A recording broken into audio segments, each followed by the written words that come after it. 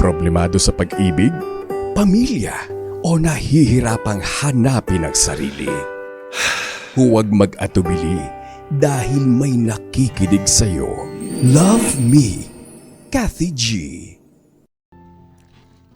This love letter is from Jolo.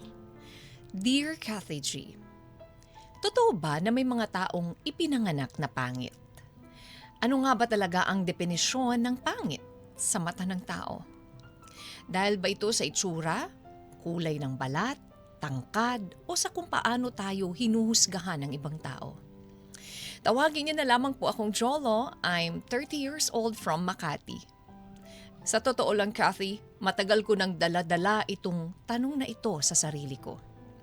Simula bata pa lang ako, alam ko nang hindi ako yung tipo ng lalaki na unang mapapansin ng mga tao. Hindi ako yung gwapo sa klase, hindi ako matangkad, hindi ako maputi at wala rin akong itsura na katulad ng mga lalaking madalas makita sa social media na parang laging perpekto. Pero kahit ganon, hindi ko naman hinayaan na doon lang umikot ang halaga ko bilang tao. Kathy, pinilit kong maging mabuti sa ibang paraan. Sinubukan kong maging mabait, responsable, at isang taong marunong rumispeto at magmahal. 4 na po ang naging girlfriend ko noon, pero halos lahat sila hindi nagtagal. Karamihan ay ilang linggo lang. Ang huli kong naging girlfriend, Kathy, ang pinakamatagal dahil umabot kami ng 2 buwan. Akala ko noon, baka siya na yung taong makapagpapatunay sa akin na hindi lahat ng relasyon na uuwi sa pagkawala. Akala ko siya na yung taong makakakita na may halaga rin ako kahit hindi ako pasok sa pamantayan ng iba. Pero dumating pa rin yung araw na natapos din kami. Hindi ko alam kung bakit palaging ganito ang nangyayari, Kathy G. Sa simula pa lang, okay naman kami. Masaya, nagkakausap, nagkakasundo. Ginagawa ko naman ang best ko bilang boyfriend. Sinusubukan kong iparamdam na mahalaga sila. Hindi ako perpekto, pero alam kong totoo ang intensyon ko. Pero sa huli, ako pa rin ang naiiwanan. Kathy G, lagi nilang sinasabi na tutol daw ang parents nila.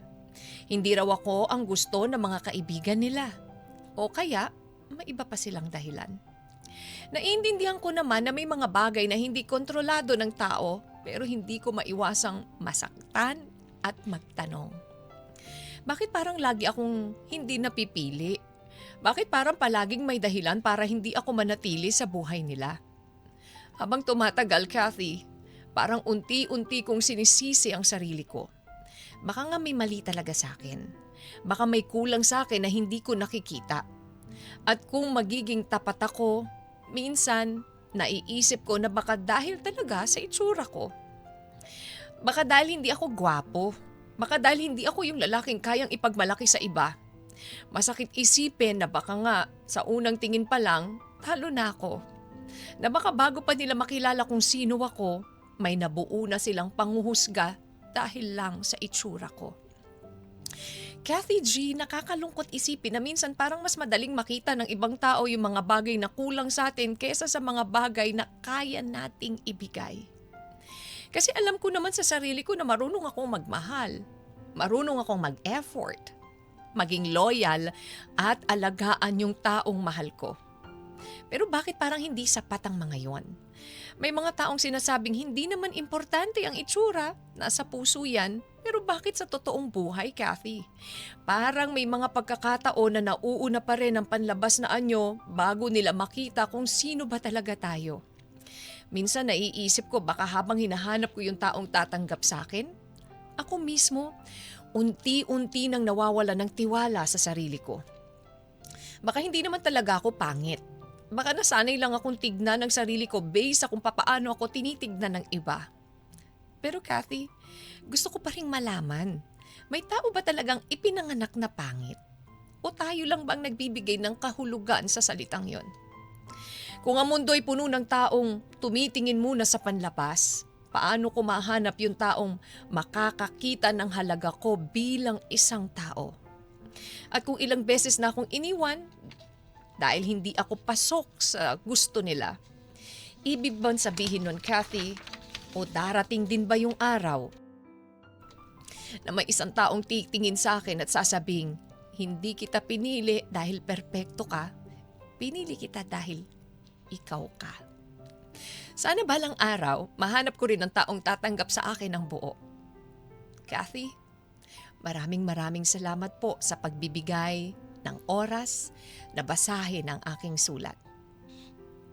Hanggang dito na lamang po. Maraming salamat and more power to your station. Kathy, pahabol lang. Minsan ay isip ko,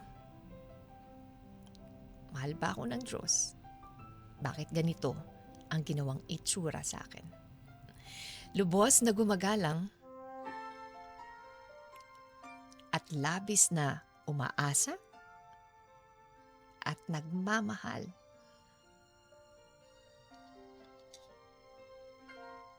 Cholo. Love Me, Kathy G.